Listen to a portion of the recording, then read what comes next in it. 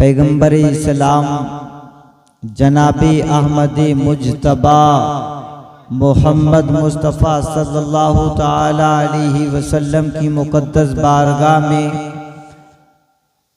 हदिया दुरूद पाक का पेश करें और पढ़ें। अल्लाहुम्मा सल्ली अला सैयदना व मौलाना व मलजाना व बारिक वसल्लम सल्लु अलैहि सलातुन व सलामन अलैका या रसूलल्लाह सल्लल्लाहु ताला अलैहि वसल्लम।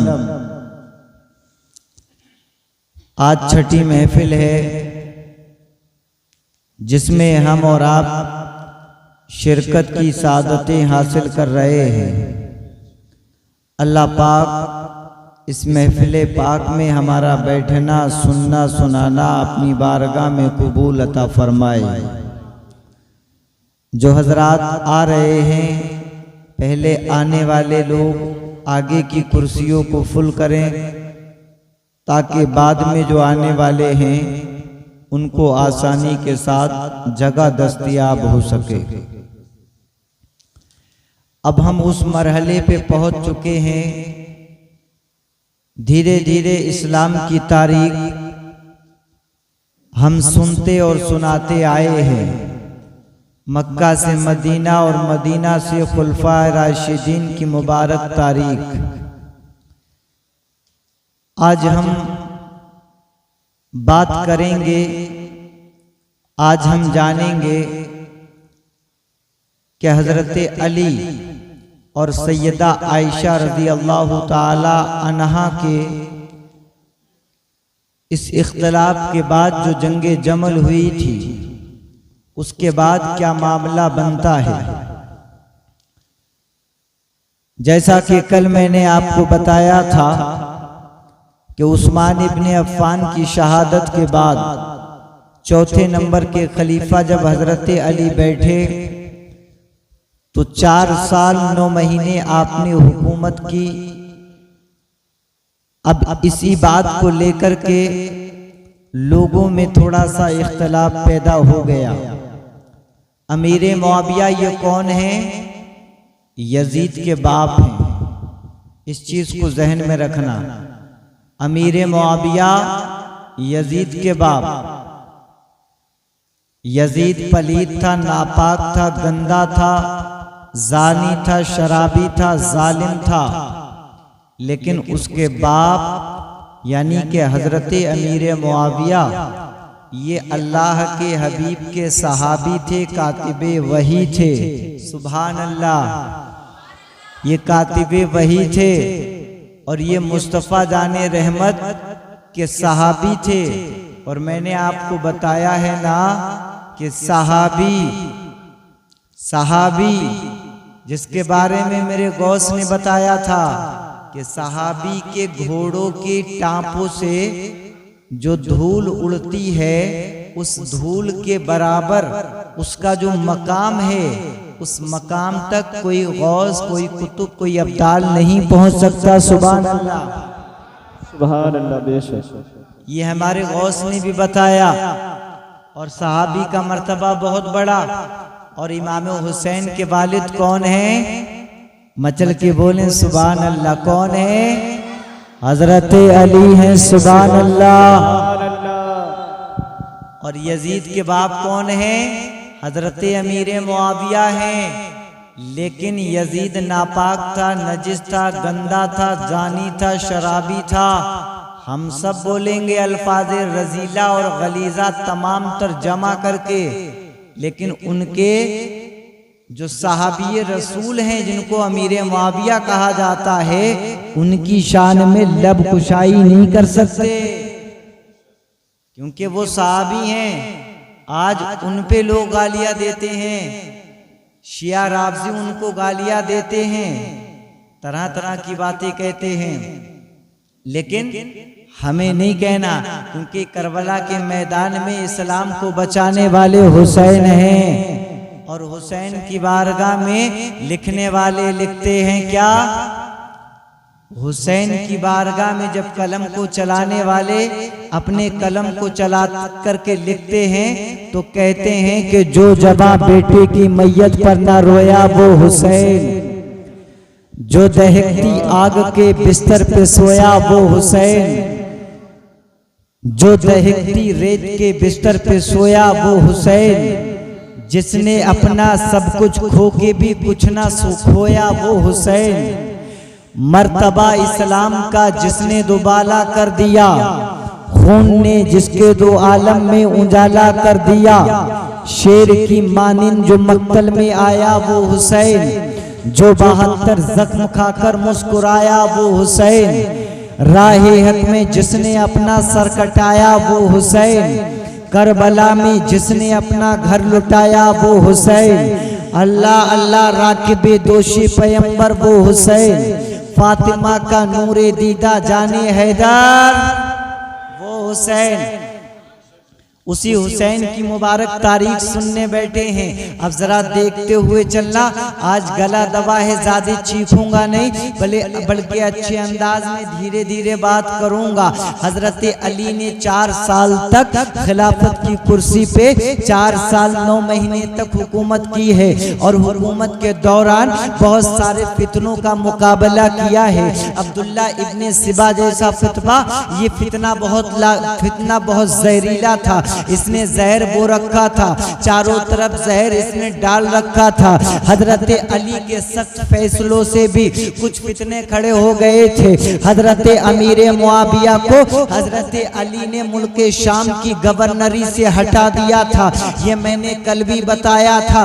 अब जरा देखना, इधर हजरत उस्मान का कत्ल होता है, उधर हजरत अमीर मुआविया की बारगाह में अमीर मुआविया के मानने वाले कहते हैं, अमीर मुआविया सुनो सुनो, आप मुल्क शाम के गवर्नर थे, आप 1-2 दिन गवर्नर नहीं रहे हैं, बल्कि फारूक आजम के दौरे खिलाफत में आप मुल्क शाम के गवर्नर रहे हैं। ऐ अमीर मुआविया सुनो सुनो, आप उस्मानी गनी के दौरे खिलाफत में भी आप गवर्नर रहे हैं, लेकिन अब आप गवर्नर की पोस्ट से हटे हैं। लेकिन ऐ अमीर मुआविया, मदीने के अंदर इतना बड़ा मामला हो गया है, नबी के 34 नंबर के सहाबी हजरत उस्मान इब्ने अफ़्फ़ान का कत्ल हो गया है। अमीर मुआविया सुनो सुनो, अब तुम हजरत अली को खत लिखो, हजरत अली के पास में खत लिख करके भेजो, ताकि हजरत अमीर मुआविया के खत को पढ़ें और हजरत उस्मान इब्ने अफ़्फ़ान की शहादत का बदला लें। हजरत अमीर मुआविया ने खत को लिखा है, और लिखने के बाद में ये मुल्क शाम से मदीना की तरफ रवाना कर दिया है। लोगों जरा देखना, मदीने की तरफ रवाना कर दिया है। हजरत अली की बारगाह में हजरत अमीर मुआविया का खत आता है। आने के बाद में हजरत अली खत को पढ़ते हैं, खत में मुतालबा किया जाता है, ऐ मदीने के खलीफा, ऐ हजरत अली सुनो सुनो, ऐ इस्लाम के खलीफा सुनो सुनो, मदीने में हजरत उस्मान इब्ने अफ़्फ़ान को कत्ल कर दिया गया, मदीने में उनको शहीद कर दिया गया। मैं मुल्क शाम का गवर्नर अमीर मुआविया हूँ, मेरा खत तुम्हें इसलिए आया है ताकि तुम उस्मान इब्ने अफ़्फ़ान की मौत का बदला ले सको, और अगर बदला ना लो तो उनके कातिलों को गिरफ्तार करा जाए, और गिरफ्तार करने के बाद में उनके कातिलों को हमारे हवाले कर दिया जाए। हजरत अमीर मुआविया ये मुतालबा कर रहे हैं। हजरत अमीर मुआविया हजरत अली से बार बार सवाल कर रहे हैं कि उनके गुनाहगारों को पकड़ा जाए, कत्ल करने वालों को पकड़ करके सजा दी जाए। लेकिन मौला अली के सामने और भी बहुत सारी वजूहात थी। कुछ वजूहात की वजह से हजरत अली ने उन कातिलों को पकड़ने में थोड़ी सी देरी कर दी, लेकिन ये देरी हजरत अली ने नहीं करी है, बल्कि ऐसे मामलात बनते चले गए कि थोड़ा सा मामला तूल पकड़ गया। वो गिरफ्तार करने वाले कातिल जिनको गिरफ्तार किया जाता उनकी कोई शिनाख्त ना हो पा रही थी। आखिर किसी बेगुनाह को ऐसे पकड़ करके फांसी पे तो नहीं चढ़ाया जाता। लेकिन ऐ लोगों जरा देखना, इधर हजरत अली खतों को पढ़ते जा रहे हैं, उधर अमीर मुआविया अपने खतों को भेजते जा रहे हैं। मामला इतना लंबा तूल पकड़ता जा रहा है। अब्दुल्ला इब्ने सबा के फितनेबाज वो सिपाही चारों तरफ फैले हुए थे। ये हजरत अमीर मुआविया के गिरोह में भी शामिल थे, हजरत अली की फौजियों में भी ये लोग शामिल थे। लेकिन ऐ लोगों जरा देखना, नौबत इतनी बढ़ती चली गई। हजरत अली से हजरत अमीर मुआविया ने फरमा दिया, ऐ अली आपकी खिलाफत से हमें कोई मतलब नहीं है, आपकी खिलाफत पे एतराज नहीं है, हमने आपकी खिलाफत से इनकार नहीं किया है। हमारा मुतालबा तो ये है कि आपसे पहले जो खलीफा थे उनका कत्ल हो गया, उनके कातिलों को सजा दी जाए। ऐ शेरपुर वालों जरा देखना, मदीने के खलीफा के पास में अमीर शाम हजरत अमीर मुआविया ये मुल्क शाम के गवर्नर खतों पे खत लिख रहे हैं। लेकिन नौबत ये आ गई कि हजरत अली भी इस तरीके से जवाब देते रहे। हजरत अमीर मुआविया मुल्क शाम से ऐलान कर देते हैं कि अगर ऐसा नहीं चलेगा तो हजरत अमीर मुआविया ने ऐलान कर दिया कि हजरत अली जो हैं वो हो सकता है कि खिलाफत को ठीक तरीके से ना चला पाए। चलो हजरत अली से अब इस मामले में जंग कर ली जाए। हजरत अमीर मुआविया ये अपने सिपाहियों के साथ में अपने लश्कर को लेकर के निकले हैं। किसके मुकाबले में निकले हैं? हजरत अली के मुकाबले में निकले हैं, मौलाए कायनात के मुकाबले में। हजरत अमीर मुआविया ये अपने लश्कर को लेकर के निकले हैं। ऐ लोगों जरा देखना, इस्लाम की जब जंगें होती हैं तो सहाबा शहीद होते हैं, मुसलमान मारे जाते हैं, मुसलमानों की जानें कुर्बान होती हैं। अब जरा देखना, एक तरफ हजरत अली हैं, दूसरी तरफ हजरत अमीर मुआविया हैं। ये दोनों साहबी रसूल हैं, दोनों नबी के चहीते हैं, दोनों नबी के दीवाने हैं, दोनों नबी के मानने वाले हैं, दोनों कलमा पढ़ने वाले हैं। ऐ लोगों जरा देखना, अमीर मुआविया आ गए, इनके दरमियान जो जंग हुई है ना, उस जंग का नाम भी याद रख लेना, जंग का नाम है जंगे सिफ़ैन। और इस जंग के अंदर हजरत अमीर मुआविया के लश्कर में जो लोग शहीद हुए हैं ना, जो मारे गए हैं ना, जिनको कत्ल किया गया है ना, तकरीबन 45,000 साहबा या 45,000 जो अमीर मुआविया के लश्कर में शामिल थे। ये 45,000 कलमा पढ़ने वाले मारे गए थे, कलमा पढ़ने वाले कत्ल किए गए थे। और मौला अली के लश्कर में तकरीबन 25,000 सिपाही मारे गए थे। अब इनकी तादाद जोड़ो तो कितनी बनती है? 70,000। बात समझ में आई?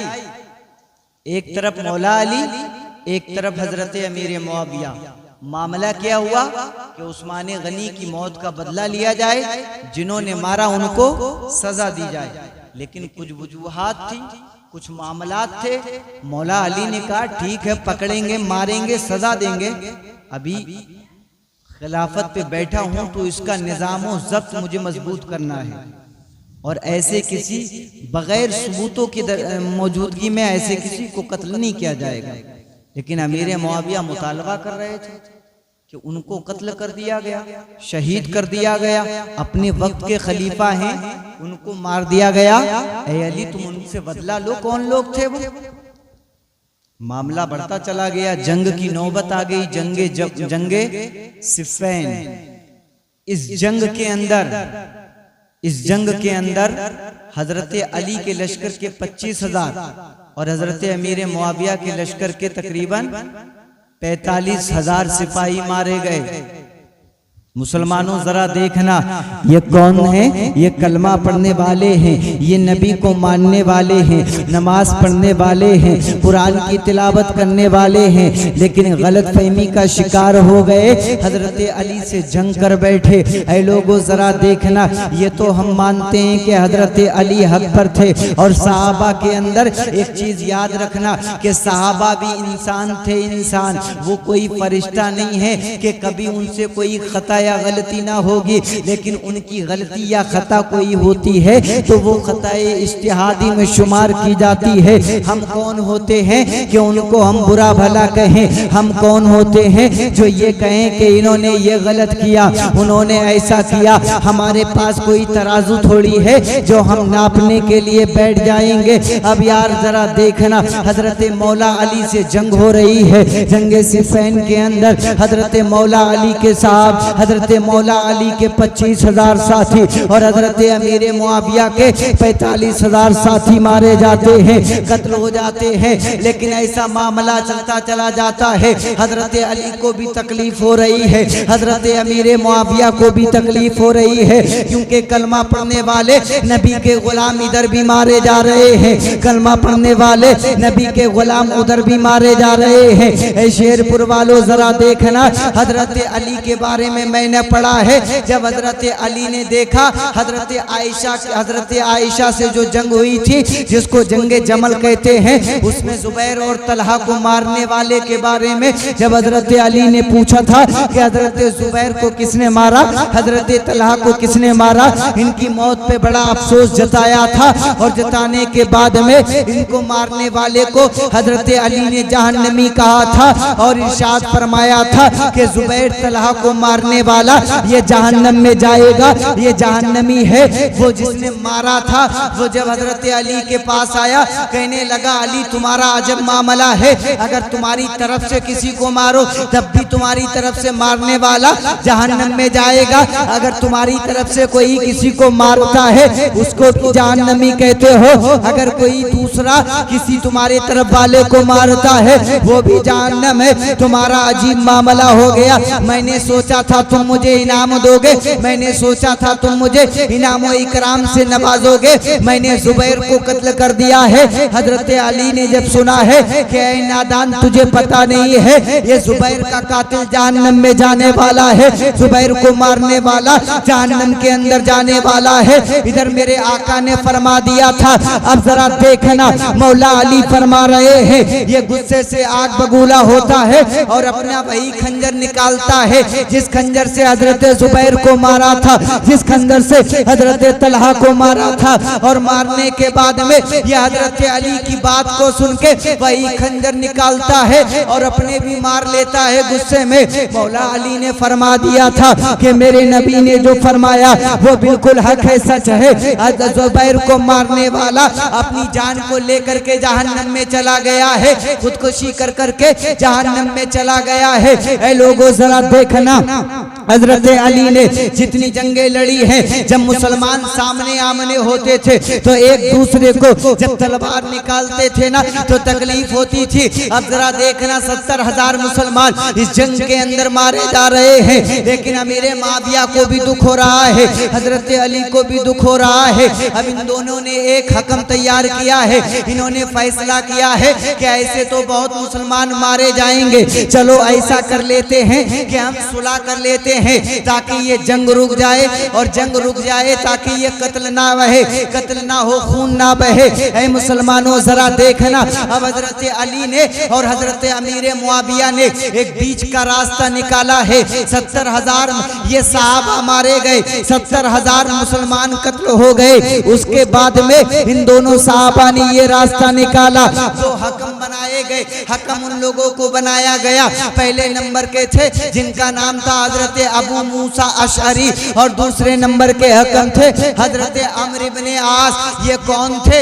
ये अमीर मुआविया की तरफ से उनके मुशीर थे, और हजरत अबू मूसा अशअरी जो थे ये हजरत अली के मुशीर थे, और इन दोनों को हकम बना दिया गया।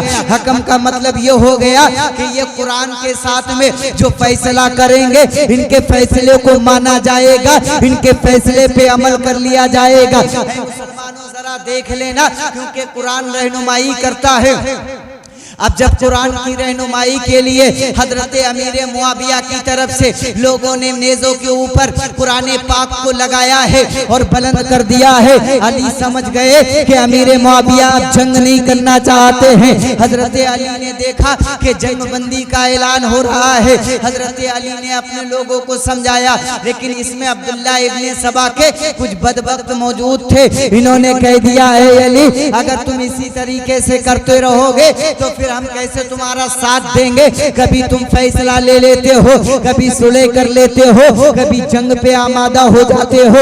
ऐ मौला अली, अगर तुमने हजरत अबू मूसा अशरी को हकम बनाया और हजरत अम्र इब्ने आस को हकम बना लिया, तो अली सुनो सुनो, अब हम तुमसे भी लड़ने के लिए तैयार हो जाएंगे, क्योंकि तुम जो है कुरान पूरे इस्लाम से निकल गए हो, कुरान की मुखालिफत कर रहे हो, क्योंकि हकम तो सिर्फ अल्लाह है, उसी का हुक्म चलने वाला है। अब तुम लोगों के फैसले को कबूल करोगे। मौला अली ने फरमा दिया, है लोगों तुम्हें नहीं पता है, क्योंकि ये वो मौला अली हैं जिनके बारे में नबी ने फरमा दिया था, मैं इल्म का शहर हूँ, तो अली उसका दरवाजा है। लिहाजा अली ने उनके इस मंसूबे को मान लिया। अब कुरान को लेकर के ये फैसला होना शुरू हो गया। यहीं से एक जमात निकली थी जिसको खारजी जमात कहा जाता है, जो हजरत अली से बगावत कर बैठी थी, हजरत अली से नफरत कर बैठी थी, हजरत अली के खून के प्यासे बन गए थे। यही वो खारजी हैं। हजरत जरा देखना, अब हजरत अली ने जब फैसला करने का नाम ले लिया है, सुलह का रास्ता निकाला। अब इन दोनों साहबा ने, हजरत अबू मूसा अशरी और हजरत अम्र इब्ने आस ने, दोनों ने फैसला कर लिया। और फैसला करने के बाद में अपना फैसला सुनाने से पहले एक दूसरे से बातचीत कर ली। हजरत अबू मूसा अशरी से कहते हैं, अम्र इब्ने आस के तुम अपने जो तुम्हारे हजरत मौला अली हैं, क्योंकि तुम उनकी तरफ से हकम बनाए गए हो, ऐ मूसा अशरी जरा बताओ तो सही, आखिर आज तुम्हारा फैसला क्या होगा। अलगर्ज मुख्तसर करके बता दो, इन लोगों ने अपना जो भी फैसला किया था, लेकिन हुआ ये कि जंग वहां से टल गई, और टलने के बाद में मामलात ऐसे बनते चले गए। हजरत अमीर माविया पीछे हट गए, हजरत अली दूसरी तरफ हट गए। मामला बढ़ते बढ़ते इतना आगे बन गया कि जंग से तो लोग दूर हो गए, लेकिन फितने फसाद फैलते जा रहे थे। ऐ लोगों देखना, एक दिन वो आ जाता है, बिल्कुल शॉर्ट और मुख्तसर करके बता रहा हूँ, एक दिन वो आता है कि इन्हीं फितनों के चलते चलते हजरत मौला अली फजर की नमाज के लिए जाते हैं। अब्दुर्रहमान बिन मुलजिम एक खारजी बदबख्त आता है, मेरे अली को जहर आलूद खंजर से मार करके जख्मी कर देता है, हजरत अली को शहीद कर देता है।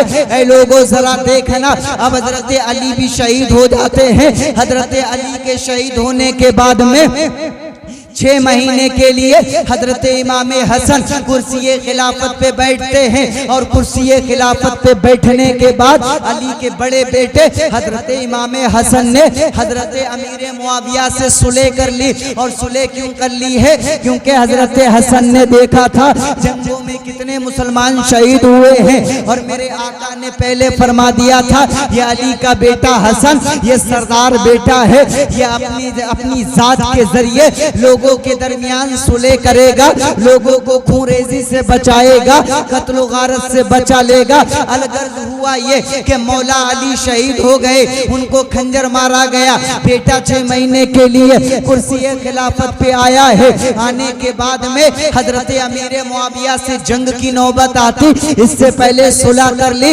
हजरत अमीर मुआविया को ये जो हुकूमत थी वो हजरत अमीर मुआविया को सौंप करके हजरत इमाम हुसैन हजरत इमाम हसन मदीना में रहना शुरू कर देते हैं। ऐ लोगों जरा देखना, अब यहाँ से सुनते चलना, इधर अमीर मुआविया अब कुर्सी बादशाहत पे बैठे हैं। मेरे मुस्तफा ने पहले फरमा दिया था कि हुकूमत 30 साल की होगी, खिलाफत राशिदा 30 साल तक चलेगी। मेरे आका ने फरमा दिया था अब पहली खिलाफत की कुर्सी पे बैठने वाले सिद्दीक़ अकबर, इन्होंने कुछ दिन खिलाफत की 2 साल कुछ महीने, उसके बाद फारूक आजम आ गए, उन्होंने 10 साल कुछ महीने, हजरत उस्मान गनी आ गए 12 साल, उसके बाद में हजरत मौला अली आ गए 4 साल 9 महीने, हजरत अली के बाद में आपके बेटे हजरत इमाम हसन आ गए 6 महीने। ये इस तरीके से 30 साल पूरे हो गए। नबी का फरमान सादिक को सच्चा हो गया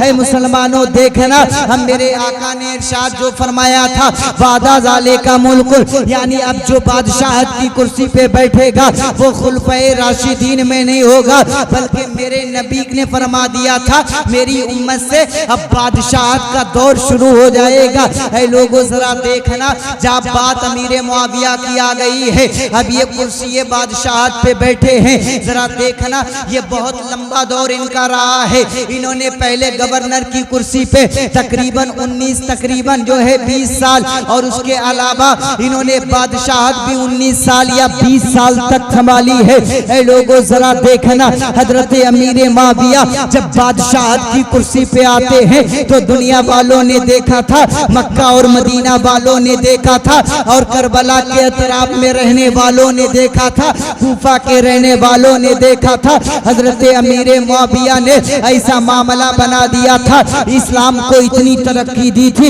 इस्लाम बुलंदियों के मर्तबे पे आगे बढ़ता चला जा रहा था, इस्लाम तरक्की करता चला जा रहा था, इस्लाम फलता फूलता चला जा रहा था। ये हजरत अमीर मुआविया का इतना लंबा दौर चल रहा है।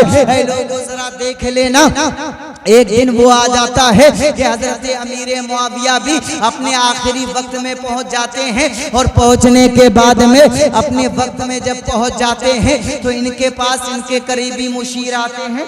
आने के बाद अर्ज करते हैं कि अपने बाद खलीफा किसे बनाओगे, क्योंकि इमाम हसन तो पहले ही शहीद हो चुके हैं। लोगों जरा देखना, हजरत अमीर मुआविया ने अभी खिलाफत का ऐलान नहीं किया है, ये नहीं फरमाया है कि खिलाफत की कुर्सी पे हजरत अमीर मुआविया यजीद को बैठा लेंगे, ऐसा ऐलान ना किया था। आज राफजी शिया जो गाली देते हैं, कहते हैं कि अमीर मुआविया ना कुर्सी खिलाफत पे ना कुर्सी बादशाहत पे यजीद को अल्लाह।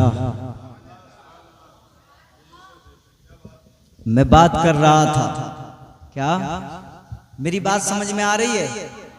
वहीं आ गया हूँ, अब करबला की तारीख में घुस गया हूँ, वहां से लेकर के आया था। मचल के बोलो सुभान अल्लाह। अब जरा देखना, हजरत अमीर मुआविया के पास में आने वाले कहते हैं खिलाफत की कुर्सी पे अमीर मुआविया किसको बिठाला जाएगा, लेकिन अमीर मुआविया ने अभी ऐलान ना किया है, किसी का नाम ना जाहिर किया है, बल्कि आने वाले कुछ कहते हैं क्या यजीद को जानशीन नहीं बनाएंगे। आज शिया राफजी जो गाली देते हैं, जो कहते हैं कि अमीर मुआविया अगर कुर्सी खिलाफत पे यजीद को ना बैठालते तो ना ये नौबत आती, ना करबला होती, ना करबला के अंदर हुसैन मारे जाते, ना अली असगर शहीद किए जाते। ये शिया राफजी गालियां देते हैं अमीर मुआविया को कि ना वो कुर्सी पे बैठालते, ना ये मामला होता। तो मैं कहना चाहूंगा इससे अच्छा तो मेरे आका पहले ही इल्म गैब जानने वाले थे, सवाल मुस्तफा की जात पे भी उड़ जाएगा। नबी ने पहले ही क्यों नहीं फरमाया था कि मेरे बेटे को हजरत अमीर मुआविया का बेटा मारेगा, शहीद करेगा, लिहाजा इसे अभी यहाँ से दफा कर दो। अगर सवाल उठाने वाले की बात है ना, तो सवाल तो अल्लाह की जात पे भी उड़ जाएगा। अल्लाह ताला ना अमीर मुआविया को पैदा करता, ना यजीद को पैदा करता, ना हजरत इमाम हुसैन करबला में मारे जाते। ऐ लोगों अगर सवाल की बात आएगी तो सवाल उठते चले जाएंगे, लेकिन अल्लाह के हर काम में हिकमत है। अल्लाह ने इस दुनिया को दारुल अमल बनाया है, यहाँ इम्तिहानात के लिए भेजा है। करबला में हर कोई जानता था हुसैन इम्तिहान के लिए गए हैं। ऐ लोगों जरा देखना, वरना मेरे आका अलैहिस्सलाम तो पहले ही जानते हैं कि हुसैन का मर्तबा क्या है। उम्मे फजल के मकान में मेरे आका की गोद में मेरा मौला हुसैन है। अभी बचपन का जमाना है, हुसैन उम्मे फजल के घर में मुस्तफा के गोद में है। अब मेरे आका अलैहिस्सलाम अचानक रोने लगते हैं, आका की आंखों से आंसू बहने लगते हैं। ऐ शेरपुर वालों जरा देखना, उम्मे फजल कहती है या रसूल अल्लाह आखिर आंखों से आंसू क्यों बह रहे हैं, आका आंखों से आंसू क्यों गिर रहे हैं, या रसूल अल्लाह आप क्यों रो रहे हैं। मेरे आका इरशाद फरमाते हैं ऐ उम्मे फजल सुनो सुनो, अभी मेरे पास में हजरत जिब्राइल अलैहिस्सलाम आए हैं। उम्मे फजल कहती हैं या रसूल अल्लाह, फिर आका ने फरमाया जिब्रील ने आने के बाद में मुझे मेरे बेटे हुसैन की शहादत की खबर दी है। हजरत उम्मे फजल कहते हैं या रसूल अल्लाह हुसैन की शहादत की खबर हुसैन तो अभी गोद में है। आका ने फरमाया ऐ उम्मे फजल सुनो सुनो, हजरत जिब्रील आए हैं, उन्होंने बताया है मेरे बेटे को कुछ लोग शहीद कर देंगे, बेदर्दी के साथ मार देंगे। और उस जगह से हजरत जिब्रील मिट्टी लेकर के भी आए हैं। वो मिट्टी हजरत उम्मे फजल के घर में हजरत उम्मे सलमा को मेरे आका ने दे दी और इरशाद फरमा दिया ऐ मेरी बीबी शरीके हयात, ऐ उम्मे सलमा सुनो सुनो, ये जो मिट्टी है ये करबला की सरजमीन की मिट्टी है, हजरत जिब्राइल ने ला करके दी है, इसको संभाल के रख लेना। जिस दिन ये सुर्ख हो जाएगी, जिस दिन ये लाल हो जाएगी, समझ लेना मेरा बेटा हुसैन करबला के मैदान में मारा गया है, करबला के मैदान में शहीद हो गया। ऐ मुसलमानों जरा देखना, उम्मे सलमा ने उस मिट्टी को लिया था और लेने के बाद में एक शीशी में रख लिया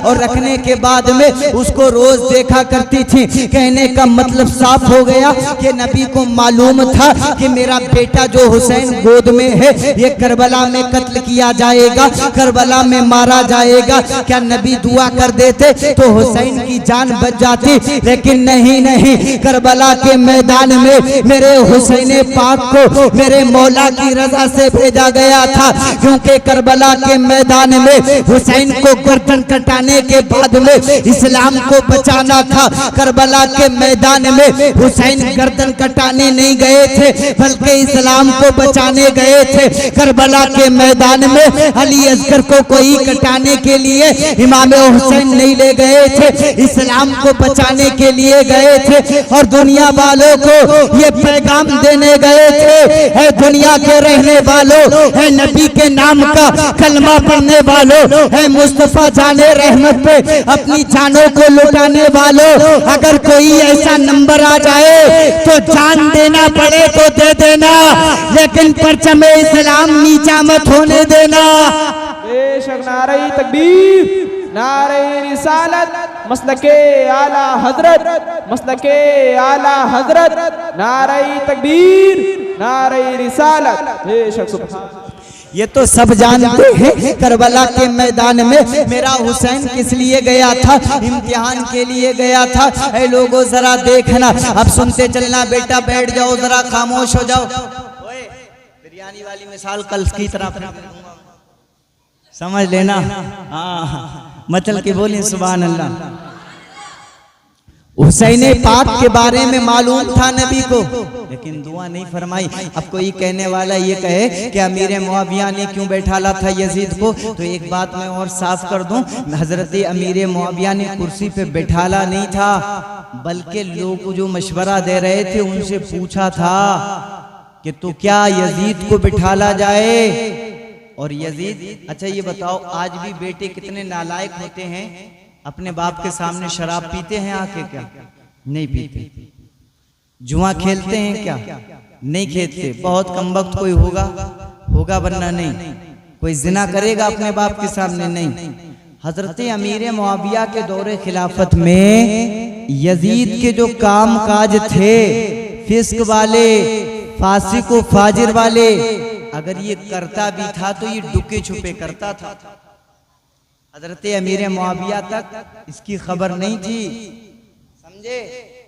और अमीर मुआविया को अगर अपने बेटे यजीद को तख्त पे बिठाना होता तो हजरत मौला इमाम हसन से जो मुआहिदा किया था, सुलह की थी, कि उसमें एग्रीमेंट था कि अमीर मुआविया के बाद हजरत इमाम हसन जो है हुकूमत संभालेंगे। सुभान अल्लाह।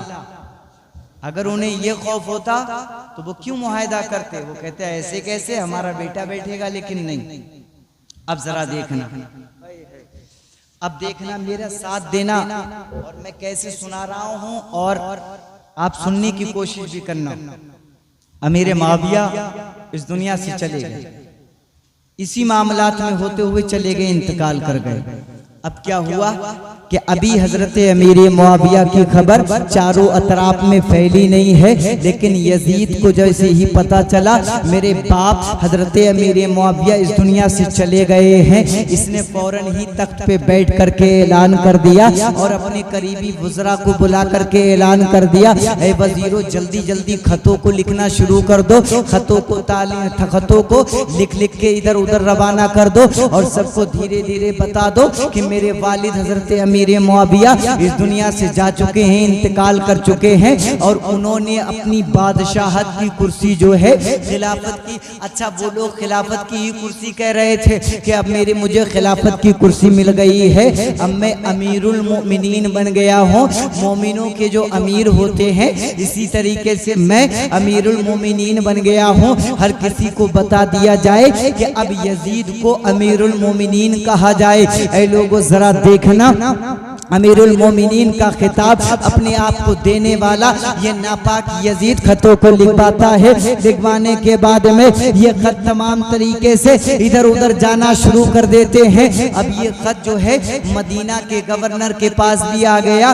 जब ये कुर्सी खिलाफत पे बैठा है, हुकूमत को संभाला है, तो मदीना की कुर्सी के ऊपर जो गवर्नर थे उनका नाम था वलीद बिन उतबा और ये जो थे थोड़ा नरम दिल थे, हुसैन से मोहब्बत करने वाले थे, हुसैन की माँ से मोहब्बत करने वाले थे। ऐ लोगों जरा देखना, अब जैसे ही इनके पास में खत आया है, इन्होंने खत को खोला है, ये फौरन कुर्सी से खड़े हो गए। खत में लिखा था, ऐ अमीरुल मोमिनीन की तरफ से ये खत है, हजरत अमीर मुआविया इस दुनिया से जा चुके हैं। ऐ लोगों सुनो सुनो, ऐ वलीद बिन उतबा ये जो खत है अब तुम इमाम हुसैन को बुलाना, क्योंकि यजीद तख्त पे बैठ गया है, उनसे बैत ले लेना और उनसे कह देना कि अब यजीद की बैत करना पड़ेगी, यजीद तख्त खिलाफत पे बैठ गया है। ऐ लोगों जरा देखना, हजरत वलीद बिन उतबा ने हजरत इमाम हुसैन को बुलवाया है। अब इमाम हुसैन के साथ में कौन कौन जाता है जरा देखना, हजरत अबू बकर सिद्दीक के बेटे हजरत अब्दुर्रहमान जाते हैं, सुभान अल्लाह। हजरत अबू बकर सिद्दीक के बेटे हजरत अब्दुर्रहमान जाते हैं, हजरत उमर के बेटे हजरत अब्दुल्ला जाते हैं, हजरत जुबैर के बेटे हजरत अब्दुल्ला जाते हैं और चौथे नंबर पे हजरत अली के बेटे हजरत इमाम हुसैन जाते हैं, सुभान अल्लाह। ये कहाँ जा रहे हैं? ये मदीना के गवर्नर हजरत वलीद बिन उतबा की बारगाह में जा रहे हैं। उसने बुलाया था और बुलाने के बाद में जब ये चारों लोग वहां पहुंचे हैं तो उन्होंने कहा था, वलीद बिन उतबा ने कहा था, ऐ इमाम हुसैन सुनो सुनो, ऐ अब्दुर्रहमान बिन अबू बकर सुनो सुनो, ऐ अब्दुल्ला इब्ने अमर सुनो सुनो, आप क्योंकि बड़े सहाबा के बड़ी सहाबी हैं, आप बड़े सहाबा के शहजादे हैं और आपको भी अल्लाह ने वो मर्तबा अता किया है कि आप भी सहाबा हैं, लिहाजा मैं आपको बता दूं कि अब जो है मुल्क शाम के अंदर यजीद अमीरुल मोमिनीन बन गया है। उसने खत भेजा है कि वो आपकी बैत के लिए कह रहा है, लिहाजा आप मेरे हाथ पे बैत कर लीजिए, अमीरुल मोमिनीन की बैत मानी जाएगी। हजरत इमाम हुसैन ने देखा कि ये तो यजीद की बैत की बात कर रहा है। अब इमाम हुसैन ने फरमा दिया, ऐ वलीद बिन उतबा सुनो सुनो, मुझ जैसा उस जैसी की बैत नहीं करेगा। ऐ अमीरुल मोमिनीन कहने वाले, तुम यजीद को अमीरुल मोमिनीन कह सकते हो, लेकिन मैं तो उसको यजीद को अमीरुल मोमिनीन नहीं कहूँगा, क्योंकि वो पाक नहीं है, वो नापाक है, नजीस है, गंदा है। और अल्हम्दुलिल्लाह हुसैन का क्या कहना, हुसैन की गर्दन को मेरे आका चूमा करते थे। हुसैन ने इनकार कर दिया और इनकार करने के बाद में ये वहां से चले आते हैं। ऐ लोगों देखना, वलीद बिन उतबा के पास में एक ऐसा बंदा बैठा था जिसका नाम था मरवान, जिसने हजरत उस्मान गनी की अंगूठी मोहर चुराई थी और ये पहले मदीने का गवर्नर भी था। इसने कहा कि ऐ वलीद बिन उतबा, ये लोग जा रहे हैं, इन्हें रोक लो, इनसे बैत ले लो, अगर ये निकल गए फिर ये तुम्हें मिलेंगे नहीं। ऐ लोगों जरा देखना, मुस्तफ़ा जाने रहमत के गुलामों, ये लोग वहाँ से चले जाते हैं और जाने के बाद में हजरत इमाम हुसैन अपने घर जाते हैं और ये हजरत अब्दुर्रहमान बिन अबू बकर सिद्दीक, हजरत अब्दुल्ला इब्ने उमर और हजरत अब्दुल्ला इब्ने जुबैर, इन लोगों ने इरादा कर लिया कि अब मदीने में रहना मुश्किल हो जाएगा, हम पे प्रेशर डाला जाएगा, बैत के लिए कहा जाएगा। ये वहाँ से मदीना छोड़ने की तैयारी करते हैं, लेकिन इधर मदीना छोड़ करके ये मक्का की तरफ रवाना हो जाते हैं। ये मक्का चले जाते हैं। दूसरे दिन हजरत इमाम हुसैन को वलीद बिन उतबा ने फिर बुलाया और इमाम हुसैन को बुलाने के बाद में फरमाया कि अगर आप मदीने में रहेंगे तो मुझे सख्ती करना पड़ेगी, लेकिन मैं आपका खून नहीं बहा सकता, मैं आपसे मोहब्बत करता हूँ। हजरत इमाम हुसैन आपको यहाँ से जाना होगा, अगर आप यहाँ रहेंगे तो यजीद मुझ पे प्रेशर डालेगा,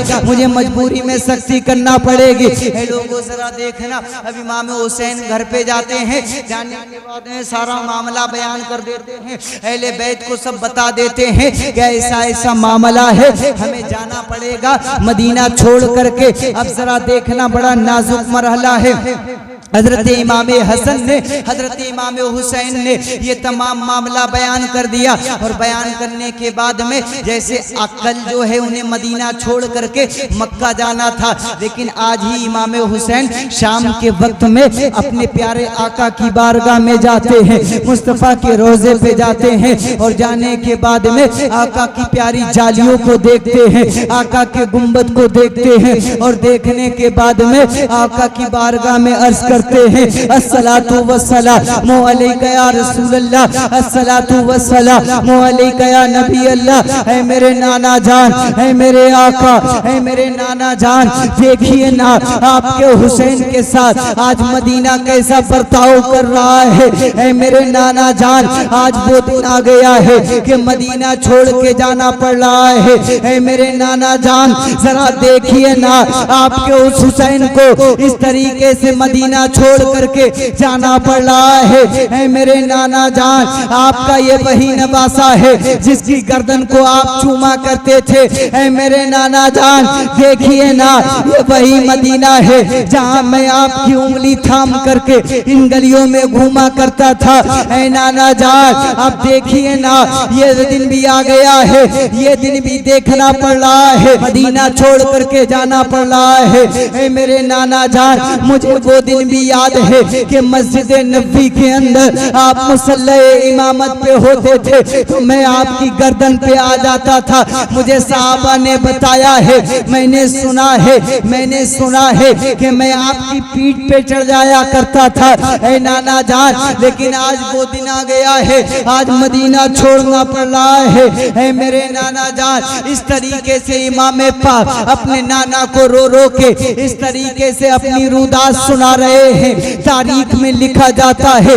किताबों में आता है, ये कहते कहते मेरा इमाम हुसैन पाक उसी गुंबदे खजरा की सहन में आंख लग जाती है और सो जाते हैं। सोने के बाद में मुस्तफ़ा जाने रहमत ख्वाब में आते हैं और ख्वाब में आने के बाद में मेरे हुसैन को उठाते हैं, हुसैन को गले लगाते हैं और गले लगाने के बाद में हुसैन से फरमाते हैं, ऐ बेटा हुसैन घबराना नहीं है, बेटा हुसैन परेशान नहीं होना है, हुसैन ये तो सब्र करना है, हुसैन तुम्हें तो इम्तिहान देना है, हुसैन परेशान मत होना, तुम जल्द ही अपने बाबा और अपनी वालिदा और अपने भाई के पास आने वाले हो। ऐ हुसैन परेशान ना होना, ये दुनिया की परेशानियां हैं, मौला ने अपने फरिश्तों को हुक्म दे दिया है कि मेरा हुसैन आने वाला है, जन्नत को सजाओ।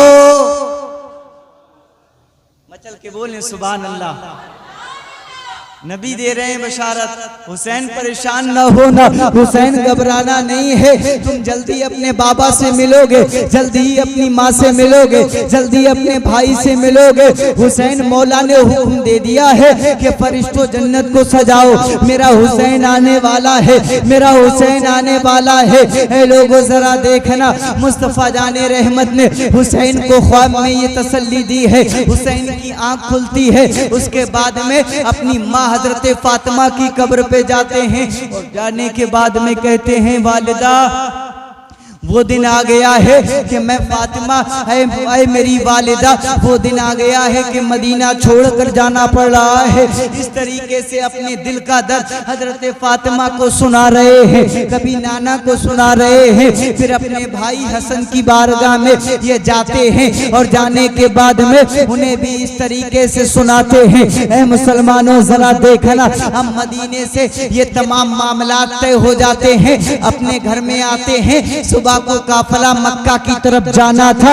ऐ लोगों, हजरत इमाम हुसैन ने अपने तमाम अहले बैत को लिया है और लेने के बाद में मदीना से निकल रहे हैं। ऐ लोगों, मदीना वाले मेरे इमाम को रोक रहे हैं और कह रहे हैं, इमाम आप मक्का क्यों जा रहे हैं, इमाम मदीना क्यों छोड़ रहे हैं, जो होगा देखा जाएगा, आप क्यों परेशान हो रहे हैं। अगर कोई आपको मारने आएगा, अगर कोई आपके रास्ते में आएगा, अगर कोई तकलीफ देने आएगा तो हम हैं मौजूद आपकी मदद के लिए। हुसैन ना जाइए, हुसैन ना जाइए। लेकिन हुसैन भी जानते थे कि किस्मत को जो मंजूर है वो तो होना ही है, ये मेरे रब की जो है मशीयत है। अब हुसैन अपने अहले बैत को लेकर के मदीना से मक्का की तरफ रवाना हो रहे हैं। ऐ लोगों जरा देखना, ये नूरानी काफिला मक्के की वादियों से अब जो है मदीने की वादियों से मक्के की तरफ बढ़ रहा है, मक्के की वादियों में दाखिल हो रहा है। ऐ लोगों जरा देखना, मक्के में जाने के बाद में मक्का के अंदर बड़े बड़े सहाबा पहले से मौजूद थे। मक्का के अंदर बड़े बड़े जानिसार पहले से ही इंतजार कर रहे थे, क्योंकि मक्का ऐसा शहर है जहाँ कत्ल करना जुर्म था, जहाँ कत्ल करना जो है मना था, कोई कत्ल नहीं करता था। इमाम हुसैन भी इसी घर से गए थे कि चलो मक्का चलते हैं, हो सकता है वहाँ पर खूनरेजी ना की जाए, वहाँ पर खून को ना बहाया जाए। लेकिन ऐ मुसलमानों जरा देखना, 3 जिलहज्जा का वक्त आता है। इसी तरीके से इमाम हुसैन मक्का शरीफ के अंदर अपने सहाबा, अपने नबी के सहाबा से मिलते जा रहे हैं। एक दिन वो आ जाता है कि जब मक्का की सरजमीन पे आप बैठे हुए हैं और उधर कूफा के लोगों ने मुस्तफा जाने रहमत के नवासे के बारे में जब सुना कि इन्होंने यजीद की बैत से इनकार कर दिया, तो ऐ लोगों जरा देखना, कूफा के रहने वाले कहते हैं कि हम इमाम हुसैन की जो है बैत करेंगे। इमाम हुसैन को खत लिखना शुरू कर दिया। अब जरा देखना, कूफे वाले इमाम हुसैन को खत लिख रहे हैं और खत लिखने के बाद में कह रहे हैं, ऐ हुसैन आपने अच्छा किया है, आपने यजीद की मुखालिफत कर दी है, आप यजीद की बैत मत करना, हम आपके साथ में हैं, आप कूफा तशरीफ लेकर के आइए और हम आपकी बैत करेंगे। ऐ लोगों जरा देखना, इमाम पाक के लिए इन कूफा वालों ने खतों को भेजा है। अब मक्का में खत आ रहे हैं, रिवायतों में आता है कभी 1200 खत आए हैं, रिवायतों में आता है तकरीबन 12,000 खत तक आए हैं। 500 रिवायत भी मिलती है कि 500 खत भी आए थे। अब ये कूफा वाले लिखते जा रहे हैं, हुसैन आप कूफा आ जाइए, यजीद से मिलकर लड़ लेंगे, यजीद की मुखालिफत करेंगे, यजीद से बैत ना करेंगे।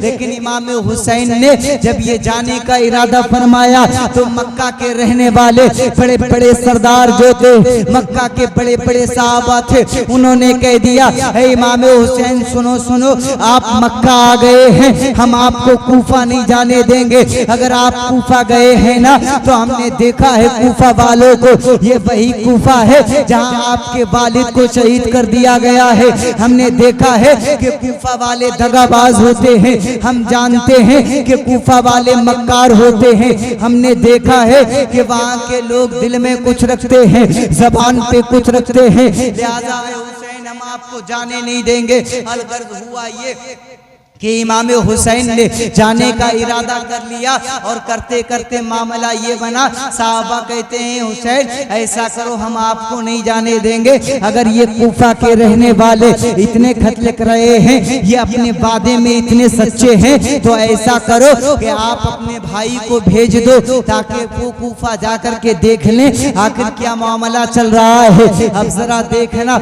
हजरत इमाम पाक ने अपने चचेरे भाई हजरत इमाम इमाम मुस्लिम को भेजा है, हजरत मुस्लिम बिन अकील को कूफा की तरफ रवाना किया है और फरमाया ए मुस्लिम बिन अकील सुनो सुनो, मेरी तरफ से तुम वकील बन करके अब कूफा चले जाओ और जाने के बाद में वहाँ देखना कि वहाँ कैसे मामलात हैं, जाने के बाद देखना वहाँ क्या हालात हैं। हजरत अली से हजरत इमाम हुसैन फरमा रहे हैं, हे इमाम मुस्लिम सुनो, अगर मामलात तुम्हें सही लगे, क्योंकि कूफा के रहने वाले बैत करना चाहते हैं तो तुम बैत कर लेना, मैं तुम्हें वकालत सौंप रहा हूँ, मेरी तरफ से तुम उनकी बैत ले लेना। अब जरा देखना इमाम मुस्लिम हजरत मुस्लिम बिन अकील ने अपने भाई की मोहब्बत का ये जो वादा था इसको वफा किया है। ये अपने भाई मौला हुसैन से बहुत प्यार करते हैं। अब हजरत इमाम मुस्लिम ये जो है मक्का से रवाना होते हैं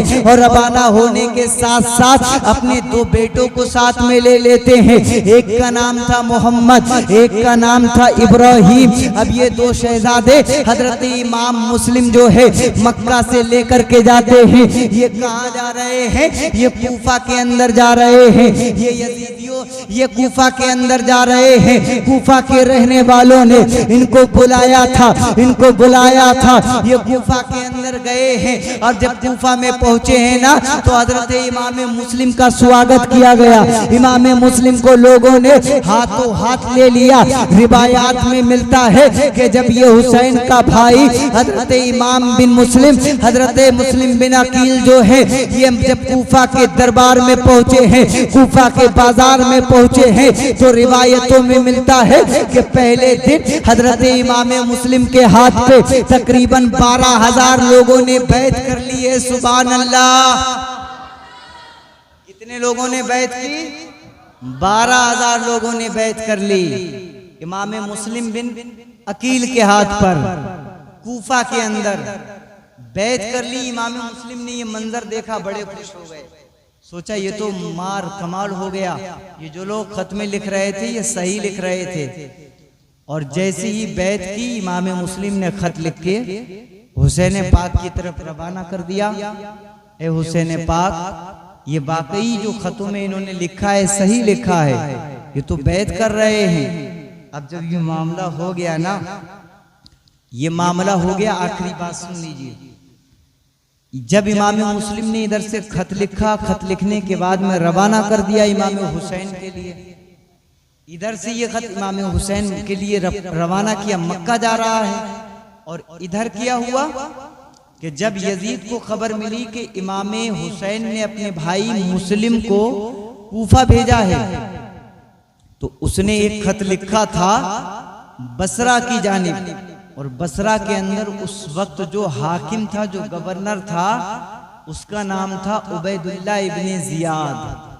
ये बदवक्त था। इधर इमाम मुस्लिम ने खत लिखा है कि हुसैन आ जाइए। उधर यजीद ने खत लिखा है बसरा के हाकिम उबैदुल्लाह इब्ने जियाद के नाम कि जाओ तुम भी कूफा चले जाओ और वहां जो हाकिम है, गवर्नर है, उसे माजूल करो, उसकी कुर्सी पे तुम बैठो, क्योंकि वो बड़ी नरमी बरत रहा है। मैंने सुना है 12,000 लोग इमाम मुस्लिम के हाथ पे बैत कर चुके हैं। जाओ जरा रोको, वरना मामला खराब हो जाएगा। ए लोगों जरा देखना, जब इमाम मुस्लिम वहां बैत कर रहे हैं, इब्ने जियाद को ये खत यजीद का मिला, वो वहां से चला है कूफा की तरफ और इमाम हुसैन चले हैं मक्का से कूफा की तरफ। बसरा से वो कूफा की तरफ चला, मक्का से इधर हुसैन कूफा की तरफ चले। कल इंशाअल्लाह बताऊंगा कि मामला फिर क्या होता है। अल्लाह ताला ने ये दिन दिखाया कि हम महफिल हुसैन को, सीरत हुसैन को सुन रहे हैं, तो इंशाअल्लाह ताला खैर व आफियत के साथ में जो महफिलें रह गई हैं उनको पूरा करेंगे।